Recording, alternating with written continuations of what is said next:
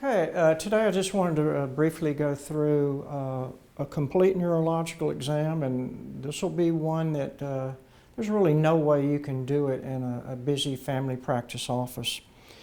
Usually a patient seeing for some neurological problem is not a young patient, so just getting from the waiting room to the exam room is sometimes an ordeal, and then getting up and down from a chair to the table, up and down, it just takes forever. You just can't do it in a busy practice.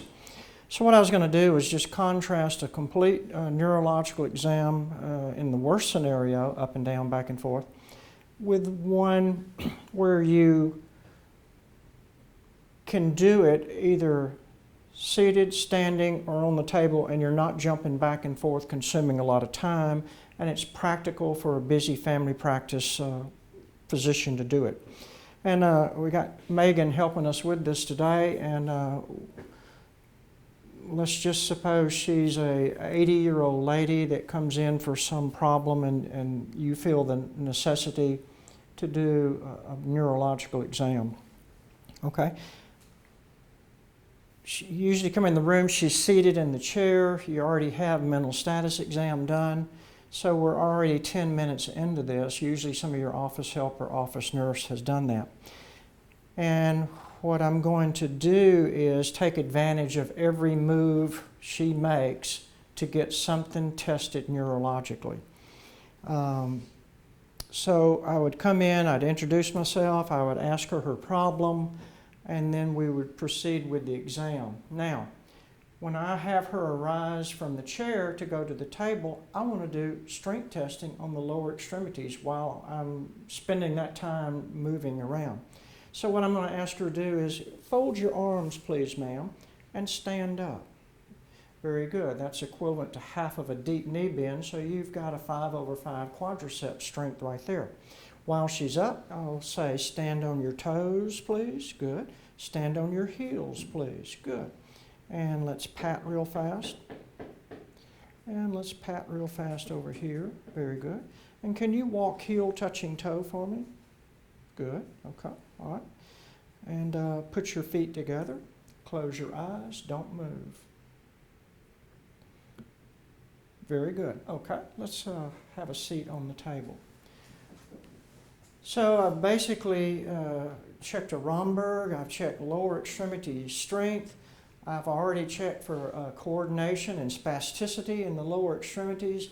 I've done everything to combine as many things while I'm down, while I'm moving, and now I'll do the part of the exam while we're seated.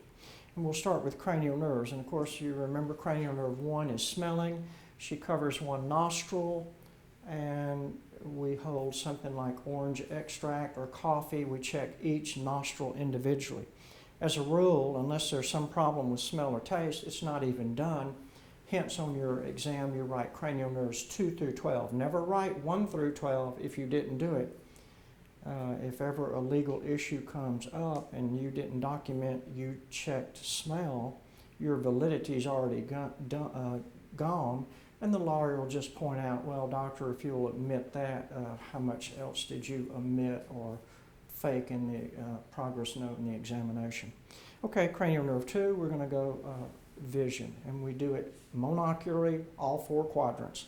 Okay, look at my eye. We see the same thing. Look at my eye. How many fingers? Good. How many? 1. Okay, how many? 1. And how many? 2. Good. And now this eye. All 4 quadrants again. 1. 2. 1. 1. Okay, and it's best to use 1 or 2. 3 and 4 gets too complicated.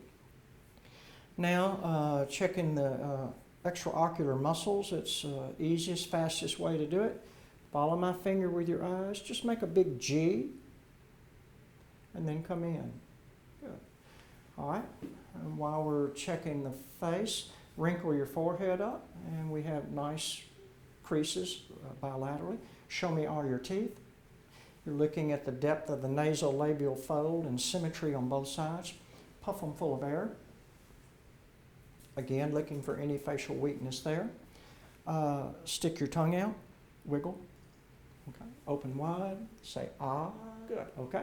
Close your eyes and point to the noise you hear. and she has excellent hearing. Okay? All right, what I want you to do is to push my hand away. Turn your head. There you go. Okay, turn your head this way. Very good. Look down. Good. And now bend down and look up. Very good. All right. And then while we're going, we're just going basically head to toe. So let's skip to the shoulders. Hold your arms up like this. I'm going to go ahead and do motor of the deltoids. Good. Make a muscle. Pull back. Good. Pull back.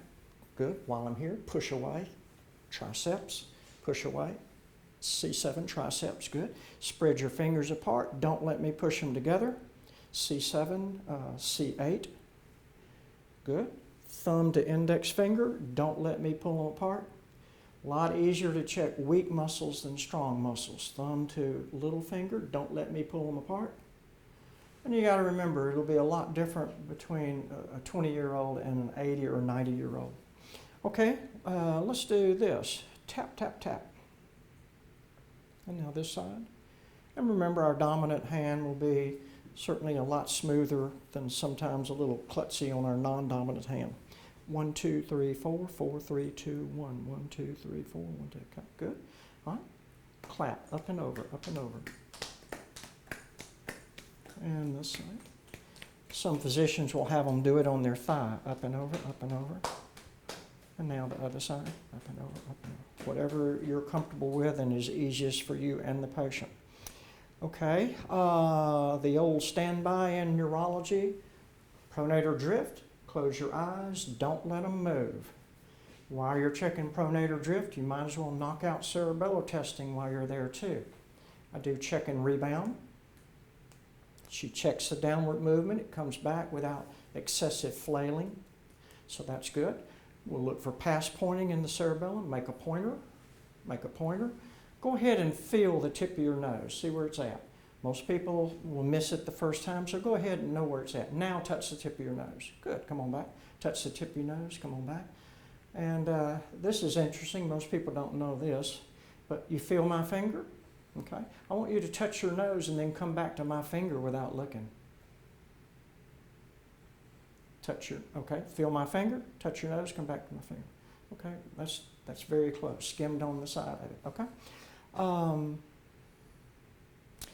Now, while we're here, we'll just go ahead and start knocking out our reflexes. Let your jaw just fall and relax. Jaw jerk. That's checking a reflex at the level of the palms. I'm going to drop down. Get the biceps, C5, 6. While I'm here, I'm going to get the triceps. Let it fall. Just relax, just relax, just relax. C7. I'm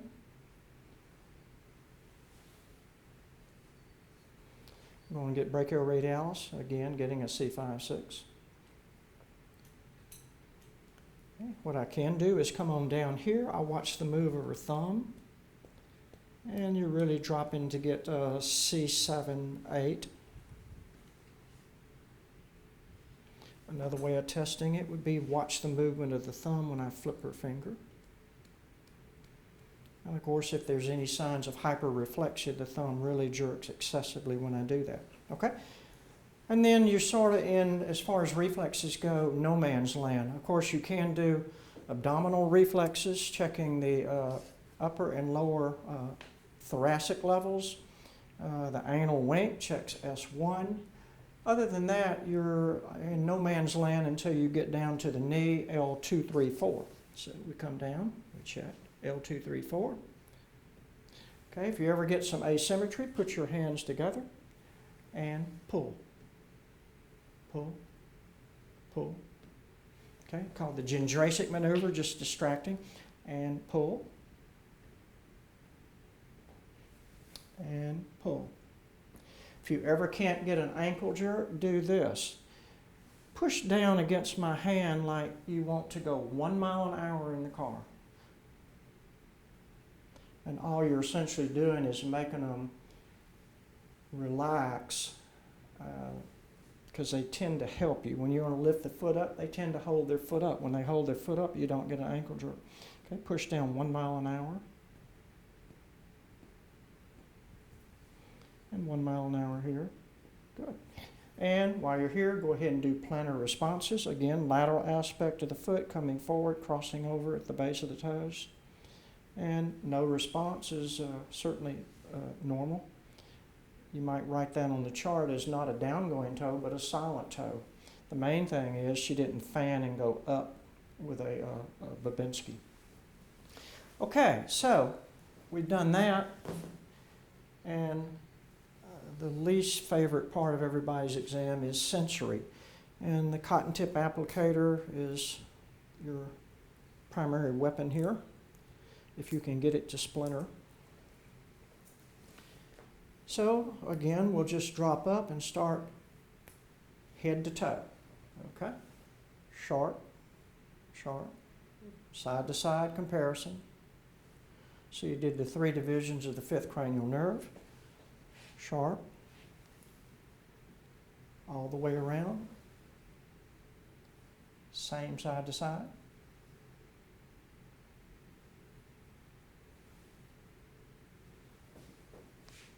Same side to side.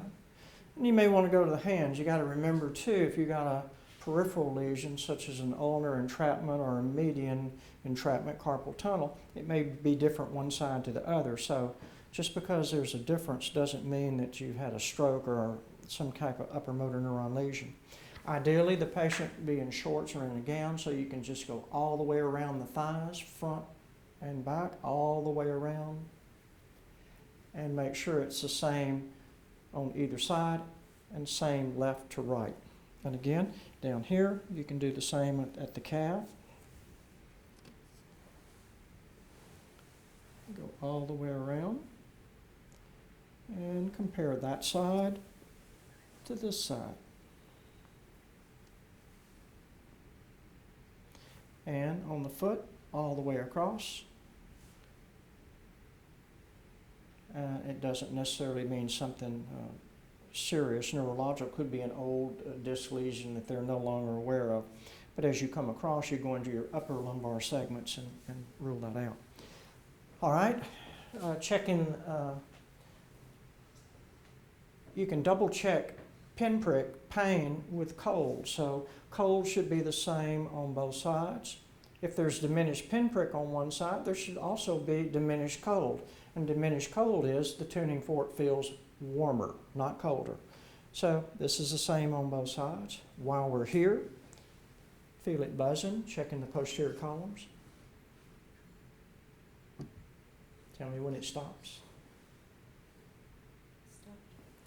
And tell me when it stops. Stop. Okay. And again, remember too, if there's diminished vibration, this person usually has problems with proprioception and balance. It could be as simple as a peripheral neuropathy with diabetes, hypertension, long-term smoking, or keep in mind the 2 primary diseases of the posterior columns, B12 deficiency and syphilis.